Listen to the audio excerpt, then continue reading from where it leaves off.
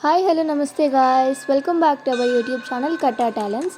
So ఇవాళ మేమైతే తిరుమలకి అయితే వెళ్తున్నాం అనమాట, చాలా సంవత్సరాల తర్వాత.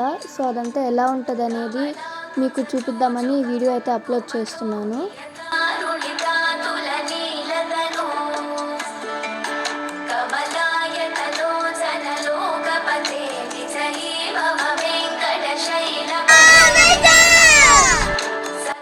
సో ఇప్పుడే తిరుపతికి అయితే ఎంటర్ అయ్యాము.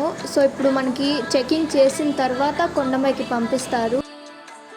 కార్స్, బైక్స్ ఇవన్నీ అయితే రెంట్కి ఉన్నాయన్నమాట. ఆటోస్, బస్సెస్ ఇవన్నీ కూడా మనమైతే పే అండ్ యూస్గా అయితే వాడచ్చు. ఇక్కడ అన్ని ఫెసిలిటీస్ అయితే మనకి అవైలబుల్గా ఉన్నాయి.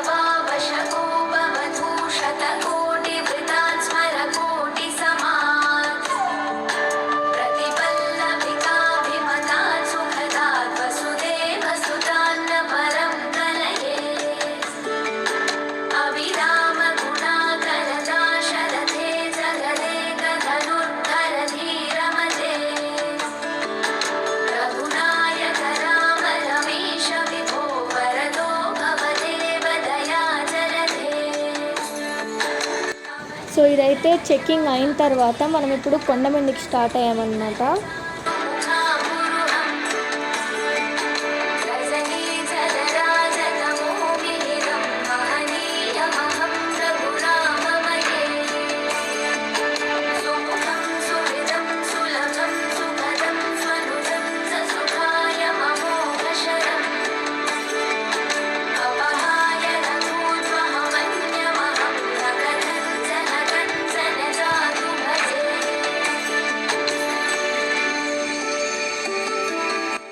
ఇవైతే రూమ్స్ అన్నమాట, మనం ఇక్కడ రెంట్కి తీసుకొని ఉండొచ్చు. సో మేము కూడా ఒక రూమ్ అయితే తీసుకున్నాము. నేను మీకు ఆ రూమ్ కూడా చూపిస్తాను.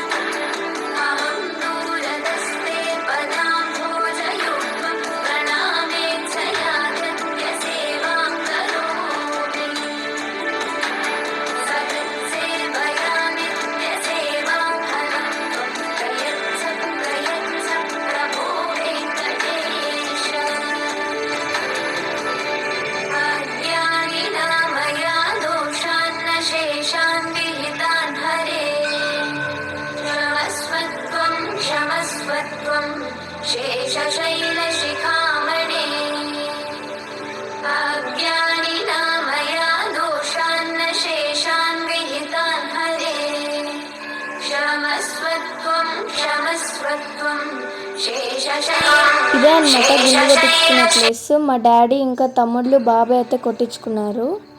ఇక్కడ తిరుమలలో దర్శనం, పూజ అయిన తర్వాత మేమైతే కాణిపాకానికి బయలుదేరాము.